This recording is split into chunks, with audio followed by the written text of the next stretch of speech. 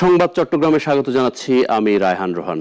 দর্শক, শুরুতেই যেতে চাই জুলাই ঘোষণাপত্র অনুষ্ঠানে। অন্তর্বর্তী সরকারের প্রধান উপদেষ্টা অধ্যাপক ডক্টর মোহাম্মদ ইউনূস বিকেল 5টায় জুলাই ঘোষণাপত্র পাঠ করবেন। জুলাই গণ অভ্যুত্থান দিবস উপলক্ষে মানিক মিয়া অ্যাভিনিউয়ে দিনব্যাপী সাংস্কৃতিক অনুষ্ঠানের আয়োজন করা হয়েছে। সেখান থেকে সরাসরি যুক্ত হচ্ছেন আমাদের সহকর্মী আনোয়ার হোসেন। আনোয়ার, আজ ঐতিহাসিক 5ই আগস্ট, সে উপলক্ষে জুলাই ঘোষণাপত্র অনুষ্ঠান অনুষ্ঠিত হবে সেখানকার প্রস্তুতির চিত্র কেমন দেখছেন আপনি?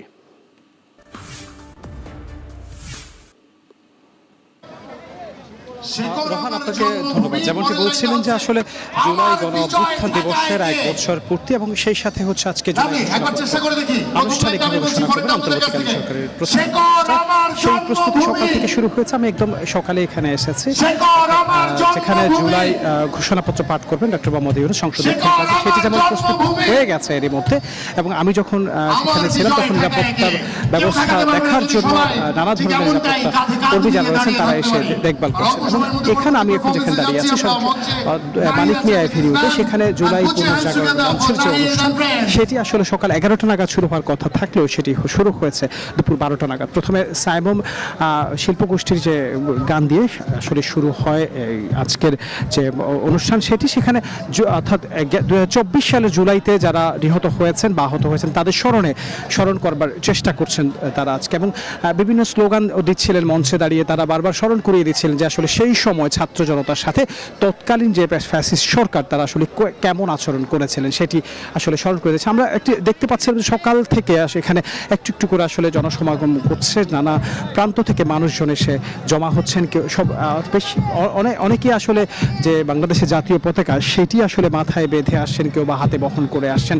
আপনি একটু দেখতে পাবেন রোহান, আপনার মাধ্যমে দর্শকদেরকে যেটি দেখাতে চাই যে এরই মধ্যে আসলে যে সাইমম যে শিল্পগোষ্ঠী তাদের গান পরিবেশনার পর আরেকটি গোষ্ঠী আসলে গান পরিবেশন করছে, এবং সারা দিন ব্যাপী বলা যায় আজকের এই অনুষ্ঠান ছিল। এবং 7টা নাগাদ আসলে ড্রোন শোর মধ্য দিয়ে অর্থাৎ জুলাইতে যেটি ঘটেছে সেটি দেখানো, এবং 8টায় এই অনুষ্ঠানটি আজকের মতো এখানে শেষ করা হবে। এবং সংসদ দক্ষিণ প্লাজা যেটি করা হবে সেটি হচ্ছে অন্তর্বর্তীকালীন সরকারের যে প্রধান উপদেষ্টা ডক্টর ইউনূস জুলাই ঘোষণাপত্র পাঠ করবে, এবং সেই জন্য যে রাজনৈতিক বিভিন্ন দলের যে নেতৃত্ব স্থানীয় রয়েছে তাদেরকে আমন্ত্রণ জানানো হয়েছে, এবং জুলাইতে যারা নিহত হয়েছেন বা আহত হয়েছেন তাদের যে শহীদ পরিবারগুলো স্বজনদেরকে এখানে দাওয়াত দেওয়া হয়েছে। এবং জুলাই ঘোষণাপত্রে একমত হলে যে আসলে যে রাজনৈতিক দলগুলো তারা সেখানে স্বাক্ষর করবে, এবং আগামীর বাংলাদেশ আসলে কিভাবে পরিচালিত হবে সেই ঘোষণাপত্র অনেকটাই সেই দিক নির্দেশনা থাকবেন। এবং অপেক্ষার পালা আসলে সেই ঘোষণাপত্রে কি থাকবে। আজ 5টা নাগাদ সেটি আসলে বাংলাদেশ টেলিভিশন সরাসরি সম্প্রচার করবেন।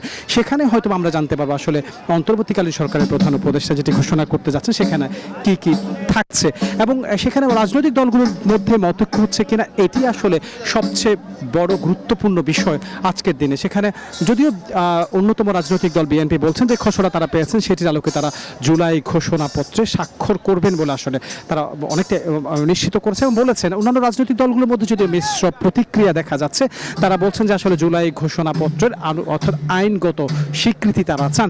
আজকে এই একটু একটু করে জড়ো হচ্ছে মানুষজন। একটু আপনাদেরকে যেটি দেখাতে চাচ্ছিলাম যে অনেকে জড়ো হয়েছে, এবং বেলা 2টার পর থেকে মূলত আরও বেশি মানুষজন উপস্থিত হবেন বলে এখানকার যারা কর্তৃপক্ষ যারা আয়োজন করেছেন সেটি আসলে তারা বলছেন, এবং সারা দেশ থেকে মানুষজন আগত হচ্ছেন, জুলাইকে স্মরণ করছেন।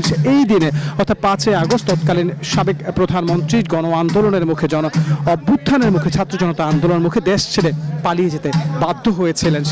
সেদিন আসলে বলা হয়েছে সেই জুলাইতে অন্তত 800 বাংলাদেশের অন্তর্বর্তীকালীন সরকারের হিসেবে 800-এর বেশি মানুষ শহীদ হয়েছেন, এবং যদিও জাতিসংঘ বলছেন যে 1400-এরও কিছু মানুষ শহীদ হয়েছেন।